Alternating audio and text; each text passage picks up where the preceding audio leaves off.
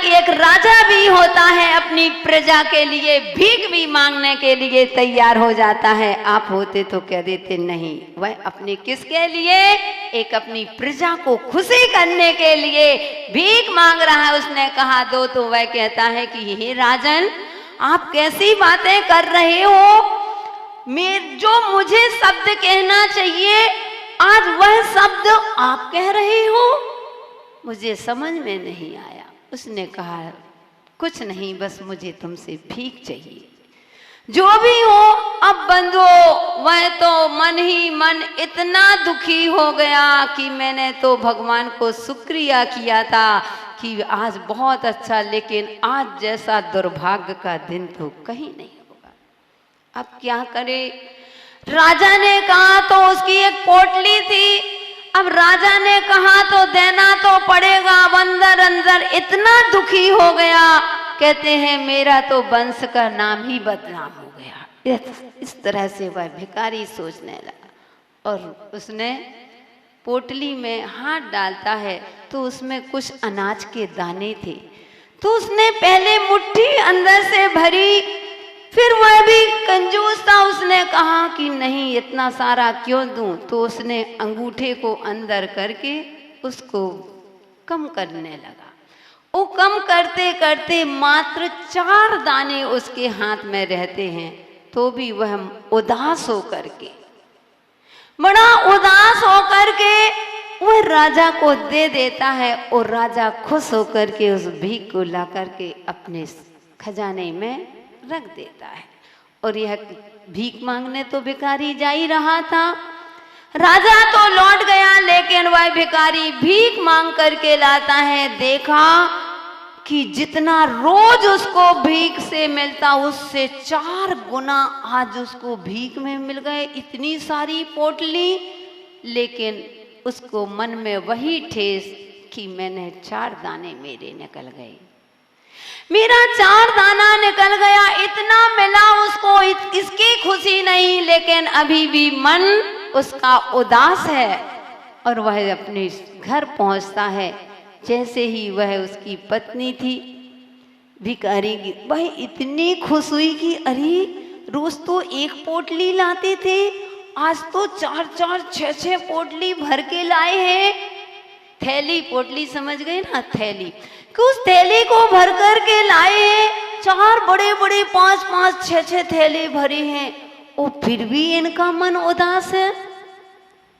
तो उसने पूछा आज क्या हुआ, आज तो आप बहुत सारा भीख मांग करके लाए हो, आज तो भगवान की बहुत बड़ी आपके ऊपर अनुकंपा हुई, आज आपने सुबह सुबह किसका मुख देखा, किसका मुख देख करके निकले थे। वह उदास होकर के कहता है कि कुछ मत पूछ, आज तो मेरा वंश का नाम ही बदनाम हो गया। वह बोली क्यों, क्या हुआ, आज कुछ नहीं, भीख तो मिल गई, लेकिन मुझे दुख इस बात का है कि आज मुझे अपनी पोटली से, उस थैली से उस राजा को दान देना पड़ा। इतने में वह सामान तो खोल ही रही थी, और खोलते खोलते देखा कि उसके 4 दाने, अच्छे बड़े बड़े 4 दाने दिख रहे हैं। उन्हें कि अरे ये क्या है, देखो इसमें तो 1 दाना दिख रहा है, फिर उसने कहा दूसरा देखा, तीसरा, 4 दाने ये किसके हैं, मुझे तो सोने जैसे लग रहे हैं। बंधु उसने तुरंत हाथ से निकाला, उस भिखारी ने जैसे ही देखा उसने कहा अरे यह तो वास्तव में सोने के हैं। बंधु वह समझ गया, वह अपने आप में अब इतना पछताता है कि अरे एक राजा को दान देने मैंने मात्र 4 दाने दिए थे, उस 4 दाने का प्रभाव की उतना लौटा, वो मैं पछता रहा था, मैं देकर के भी रोया था। अगर मैंने खुश होकर के दिया होता, मैंने क्यों नहीं मुट्ठी भर दे दिया। तो बंधु अब पछताए होत का जब चिड़िया चुग गई। तो कहने का तात्पर्य बंधुओं कि जब हमारे पास जितनी कैपेसिटी, जितनी हमारी हैसियत होती है, अगर उससे अगर हम कम करते हैं और वो वो भी कंजूसी के कारण से, अरे इतना दे देंगे तो फिर कल कैसे देंगे, नहीं आज इतना नहीं फिर कभी दे देंगे। अगर हे श्राप को इतनी आपके मन में लोभ प्रवृत्ति आ गई तो अभी आपको जो भी कर रहे हो उसका फल उतना ही मिलेगा। कितना? 4 दाने। समझ में आ गया? और जब आप दवा लेते हो तो क्या आपके ये भाव रहते हैं क्या कि मैं 5 दिन की दवा 1 दिन में ले लूं? नहीं। जब आप दवा लेते हो तब आप क्या सोचते हो? नहीं, कहाँ से दवा लेना, आपका मन ये है कि दवा लेना ही ना पड़े। यही रहता ना कि भगवान ऐसा मौका ना है दवा ही ना लेना पड़े। और अगर एक टैबलेट लेते हो तो एक टैबलेट में भी आपको ऐसा लग रहा है कि मैं आधी टैबलेट लूं, मैं पूरी टैबलेट मुझे ना लेना पड़े। क्यों हम जी? ऐसा लगता ना दवाई ना लेना पड़े। सोचते कहाँ से मैं दवाई खा रहा हूँ, कोई दवाई की आकांक्षा नहीं। इसी प्रकार से कह रहे हे श्राप को भोगना, कि जो भोगों को नहीं भोगता है कि मतलब आसक्ति के साथ मत भोगो कि यह भी मिल जाए। अब एक पे इतनी आसक्ति खाने की कि एक पेड़ा खा लिया, दूसरा खा लिया, तीसरा खा लिया, चौथा खा लिया कि वह जाता इतनी आसक्ति से खाता है। इतना खा लिया। एक व्यक्ति जाता है, उसने मित्र में पार्टी के लिए बुलाया तो पेड़े रखे थे, इतने पेड़े खाए कि पेड़ा ही पेड़ा खा के अब पेट में दर्द। वह डॉक्टर के पास जाता है कि डॉक्टर साहब मेरे पेट में बहुत दर्द है। तो डॉक्टर साहब कहते हैं कि लो एक टैबलेट खा लेना, इससे ठीक हो जाएगा, तुमको गैस बन गई। बोले डॉक्टर साहब अगर एक गोली की पेट में जगह होती तो एक पेड़ा और नहीं खा लेता? इतनी ही मेरे अंदर मेरे पेट में जगह होती तो मैं एक पेड़ा और खा लेता। बंधु ये आसक्ति, इसीलिए कहते हैं भोगना, कि भोगों को आसक्ति के साथ मत भोगो। भोजन मिल रहा है, थाली में भोजन आया है तो विचार करो कि हे भगवान ये क्षुधा कब नाश होगी, कब मेरी क्षुधा का शांत होगा। जब मुनिराज और माता जी, हरिका माता जी कहते हैं जो भी त्यागी वृत्ति जब आहारचर्या के लिए निकलते हैं, भगवान के सामने जाते हैं, तुरंत मन में खेद खिन्नता आ जाती है कि हे भगवान मेरी कब वह क्षुधा का नाश होगा कि जिस दिन मैं कम से कम जो 1 घंटे आहार के लिए जा रहा हूं तो कम से कम अपने धर्म ध्यान में। इस क्षुधा के पीछे आपको कितना पाप, इस पापी पेट का सवाल है। कहते हो ना इस पेट के लिए कितना पाप करते हो। 2 रोटी से जब काम चल जाता है तो क्यों इतनी आसक्ति बढ़ाते हो। ये भी मिल जाए, आज इडली भी होना चाहिए, डोसा भी होना चाहिए, ये होना चाहिए, ये पकवान होना चाहिए, ये ऑर्डर दे दिया ऑनलाइन से, ये आ गया, बैठे कितना भोग भोगते हो। ऐसा भोगो जैसे दवाई खाते हो कि जितने में काम चल रहा, ये नहीं कहते भूखे रहो। जिससे अगर जब दाल रोटी से काम चलता है तो क्यों इतने पकवान खाना, बोलो। लेकिन माता जी खाना पड़ता है, कहते हैं कि थोड़ा सा स्वाद तो लेना पड़ता। अरे 2 अंगुल की जीभ में कितना स्वाद है जीवो।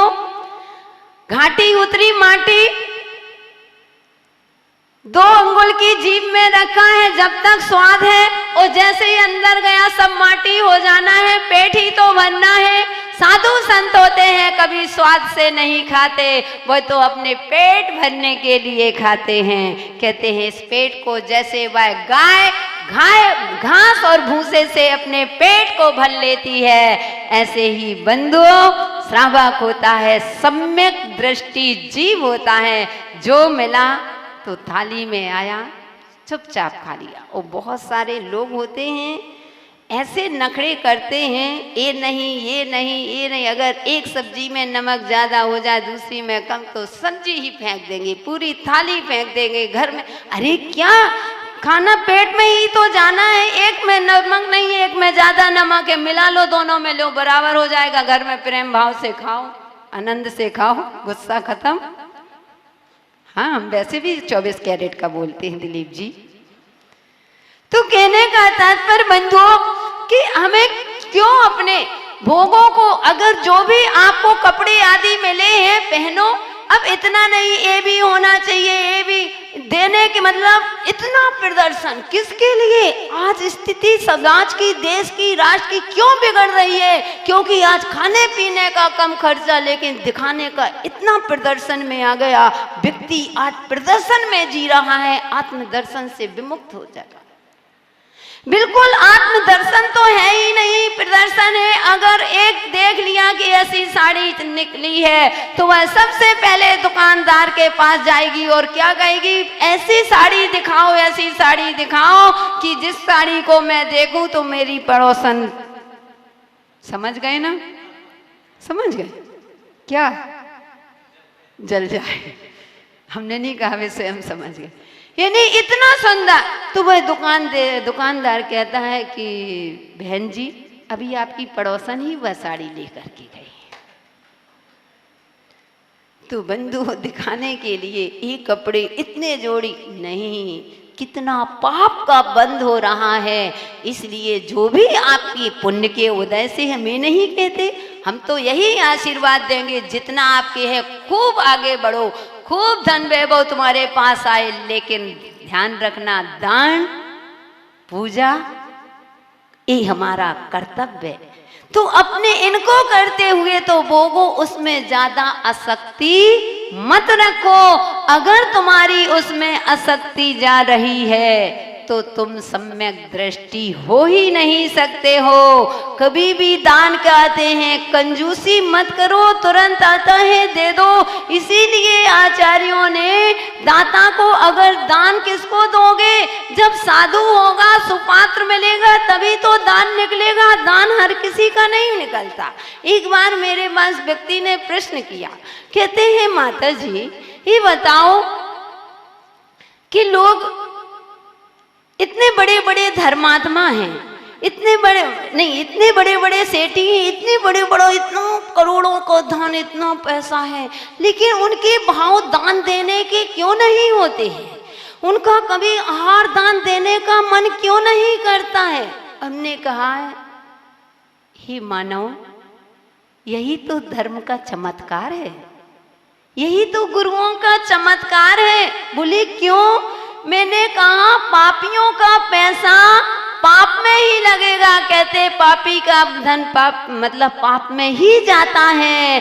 धर्म बहुत पुण्यात्मा क्षेत्र, पुण्य क्षेत्र कहलाता है। यहाँ पर धार्मिक व्यक्ति का ही पैसा लग पाता है, पापात्मा का पैसा नहीं लग सकता। इसलिए उसके भाव नहीं हो रहे हैं। ये मंदिर का चमत्कार है, ये धर्म का चमत्कार है। साधु को आहार पापी लोग नहीं दे पाते हैं, भाव ही नहीं होंगे, क्योंकि साधु के हाथ में अगर आपको दान देने को मिल रहा है तो ये तुम्हारा ये धर्म का चमत्कार है कि पापी लोग नहीं, धर्मात्मा ही साधुओं को आहार दे सके। इसलिए बंधुओं, कभी भी इस गाथा को जीवन में उतार लेना कि हमें अपने जीवन में श्रेष्ठ बनना है, हमें अपने श्रावक धर्म का पालन करना है, हमें जैसा आगम कहता है वैसे ही चलना है।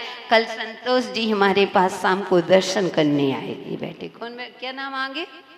संतोष जी। आगे क्या है ना? पहाड़िया। तो शाम को आए दर्शन करने, साता पूछा और कहते हैं माता जी बहुत अच्छा विषय चल रहा है रहनसार, लेकिन जो आप समझा रहे हैं, जो आप पढ़ा रहे हैं, उसको जब हम पढ़ते हैं एक एक बात समझ में आ रही है। उसके अपेक्षा से माता जी हम अभी सम्यक दृष्टि तो दूर, अभी हम श्रावक हैं ही नहीं।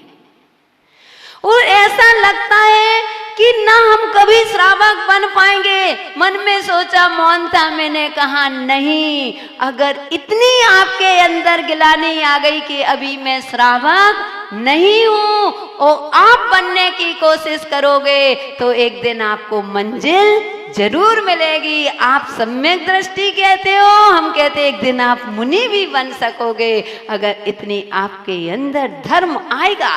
क्योंकि अब आपको समझ में आ रहा है कि वास्तव में मैं धर्मात्मा नहीं हूं, मुझे अब धर्म करना। जब बात समझ में आती है तभी आप कुछ करने का प्रयास करोगे। अब हमने पढ़ा दिया, इस कान से सुना और इस कान से निकाल दिया। गुरु माँ का प्रवचन बहुत अच्छा होता है। क्या दिया था पता नहीं, अच्छा तो बहुत हुआ लेकिन पता नहीं। तो बंधु सुधार नहीं हो सकता है जब तक तुम 300 रुपए की मूर्ति बने रहोगे। इस कान से सुना, इस कान से निकाल दिया, तुम्हारे नहीं। तुम श्रावक तब बनोगे जब उसको 5000 की मूर्ति बनना पड़ेगी कि उस मूर्ति में कान से धागा डालते हैं और अंदर चला जाता है। यानी जितना सुनते हो उतना आचरण में डाल लोगे, कोई बात नहीं, एक साथ नहीं तो धीरे धीरे, लेकिन आचरण में जब समझोगे तभी आपको आचरण में लाओगे। जब तक आपको समझ में नहीं आएगा, जब तक 3 काल में भी आप आचरण में नहीं। आगम को पढ़ रहे हो, जान रहे हो, जान करके भी आप उसकी क्रियाएं नहीं कर सकते हो। क्योंकि आप अभी सोच लेना, अगर हम सुन करके भी, पढ़ करके भी, बार बार गुरु समझा रहे हैं, उसको समझाने के बाद भी अगर हम नहीं चेत रहे हैं तो हमको नियम से निगोद आदि का बंध हो चुका है। हम नरक गति का बंध हमको हो चुका है। इसलिए हम जान रहे, समझ रहे, फिर भी हम आचरण में नहीं उतार रहे हैं। इसलिए भवभात्मा उस समय अपना पूरा हुआ। इतना ही आपसे कहना है कि अपने जीवन में इस त्रयणसार ग्रंथ की गाथा को ऐसे अमल करना है और अपन को सम्यक दृष्टि जीव बन करके वो अपना कल्याण करना है। आगे की गाथा में आचार्य महाराज क्या कह रहे हैं इसकी चर्चा कल करेंगे। समय अपना पूरा हुआ। जय बोलिए महावीर भगवान की।